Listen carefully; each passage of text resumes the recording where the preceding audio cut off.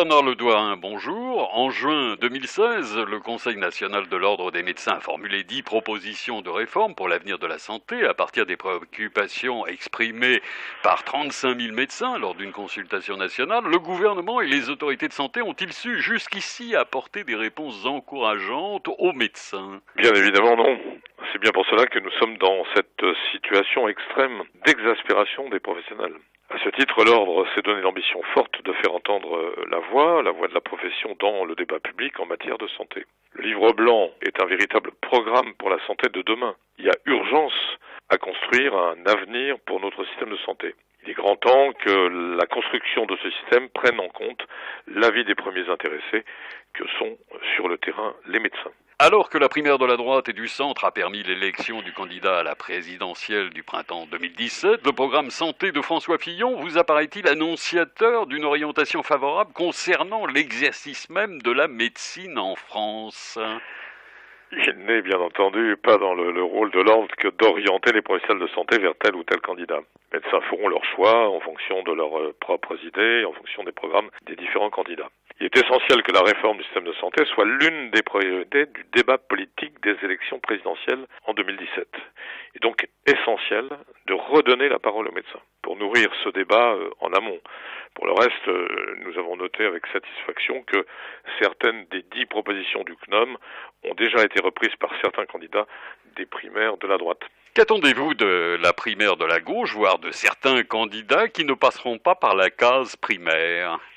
Qu'ils mettent bien entendu eux aussi la santé au cœur du débat présidentiel en vue d'aboutir enfin à la réforme tant attendue de notre système de santé. Nous attendons leurs propositions. Parmi les suggestions émises par le CNOM pour assurer l'avenir de la santé, les 3 premières soulignent l'importance que revêt l'offre de soins à l'échelle territoriale, la notion de bassin de proximité visant à garantir une meilleure coopération des acteurs de santé à l'échelle locale s'inscrit comme la première des priorités.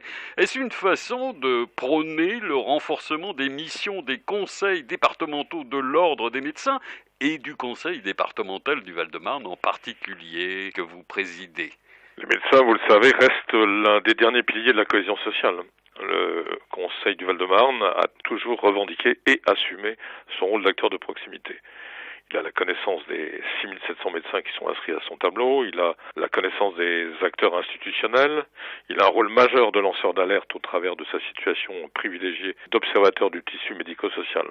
Nous l'avons vu récemment sur des problèmes de démographie médicale, sur des difficultés de la continuité ou de la permanence des soins, sur le problème du burn-out des médecins, sans oublier ce dysfonctionnement majeur et intolérable rencontré par les familles dans l'établissement des certificats de décès pour lequel, vous le savez, le 94 a joué un rôle moteur en vue de trouver des solutions pérennes.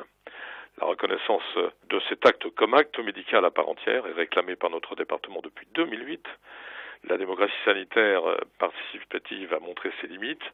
Il est grand temps de mettre en place une vraie gouvernance partagée dans le cadre d'une démocratie sanitaire exécutive, aussi bien entendu au niveau national qu'au niveau des bassins de proximité. Le département du Val-de-Marne est-il représentatif des difficultés rencontrées depuis de nombreuses années par le secteur de la médecine dans ce département comme dans d'autres? Le Val-de-Marne, bien entendu, rencontre les mêmes difficultés que tous les autres départements. La formation, la démographie médicale, le parcours de soins, la nécessité absolue de décloisonner et de flécher les parcours de soins, la sécurité des médecins, le burn-out. À ce titre, nous nous sommes totalement investis auprès de nos partenaires.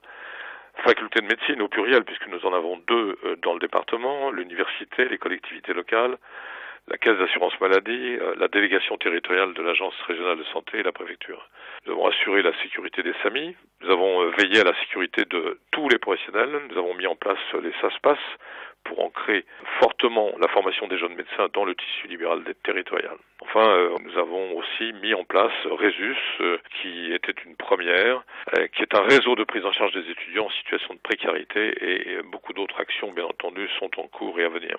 Patrick Bouet, président de l'Ordre national des médecins, a tenu à souligner « Pour l'avenir de la santé, nous avons une force, notre organisation territoriale au plus près des acteurs de terrain. » Dans cet esprit, qu'avez-vous prévu?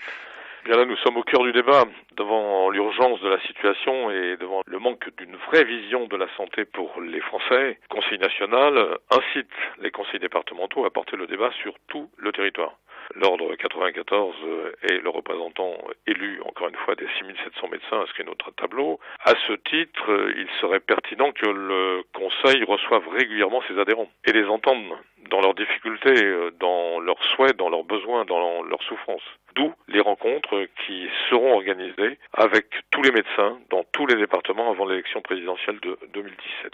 Nous avons décidé de proposer aux médecins du Val-de-Marne une telle réunion le 15 mars prochain où ils pourront venir s'exprimer.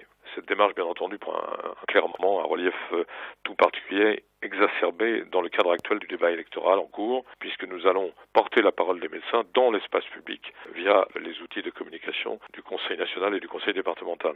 Pour conclure, Bernard Ledouarin, concrètement, comment doit se dérouler la rencontre avec les médecins programmée dans le Val-de-Marne ? Officiellement, elle se tiendra le 15 mars ce soir dans l'amphithéâtre du Chic à Créteil, le centre hospitalier intercommunal.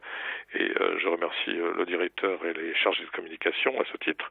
Nous aurons l'honneur de recevoir le docteur Patrick Bouet, président du Conseil national, qui tiendra le discours d'ouverture et pourra répondre en début de soirée aux questions de tous nos collègues. Les médecins vont recevoir bien entendu rapidement toutes les informations nécessaires d'ici le 15 mars. Nous les invitons à venir très nombreux. L'urgence de la situation requiert une mobilisation et une cohésion forte.